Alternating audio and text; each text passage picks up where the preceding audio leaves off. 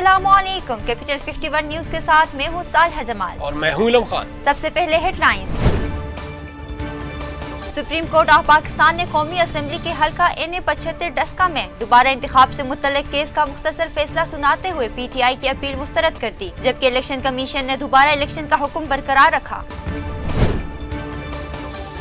भारत से तिजारत पर हुकूमत का यूटर्न। वफाकी काबीना ने इंडिया से चीनी, कपास और धागा मंगवाने की इक्तिसादी राब्ता कमेटी की तजवीज़ मुस्तरद कर दी। वज़ीर-ए-आज़म इमरान खान ने काबीना से राय ली, जिस पर 4 वज़रा शाह महमूद कुरैशी, असद उमर, शेख रशीद और शीरी मज़ारी ने इसकी भरपूर मुखालिफत की।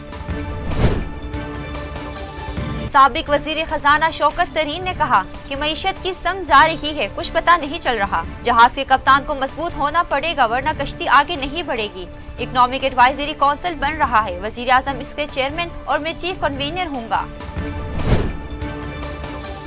कराची में कोरोना वायरस की तीसरी लहर के सबब इंट्रासिटी ट्रांसपोर्ट में 50% मुसाफिरों के लिए नोटिफिकेशन जारी। सेक्रेटरी ट्रांसपोर्ट शारिक अहमद ने बताया कि सिंध हुकूमत को कोरोना SOPs पर अमल दरामद को यकीनी बनाया जाएगा। पाकिस्तान की मकामी दवासाज कंपनी का कोरोना वैक्सीन की तैयारी के लिए चीनी कंपनी से मुआहिदा तय पा गया। वैक्सीन अब पाकिस्तान में भी तैयार होगी। मकामी दवासाज कंपनी में ये मालूमात पाकिस्तान स्टॉक एक्सचेंज को फराहम की।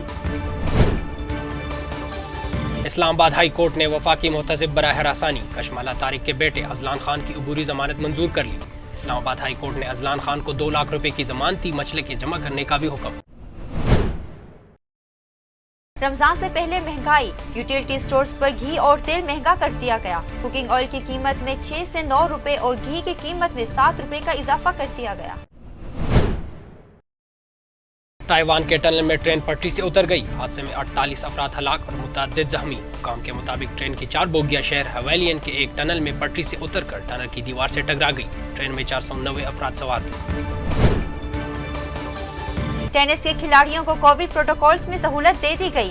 खिलाड़ियों को वैक्सीनेशन की सूरत में सहूलत मिलेगी। बरतानवी मीडिया का कहना है कि खिलाड़ियों ने अगर वैक्सीनेशन कराई है तो उन्हें टूर्नामेंट में बराह रास्त एंट्री मिलेगी।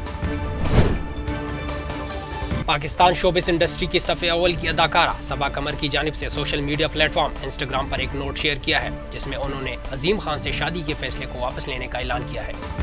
मज़ीद खबरों और अपडेट्स के लिए देखते रहिए कैपिटल 51 न्यूज।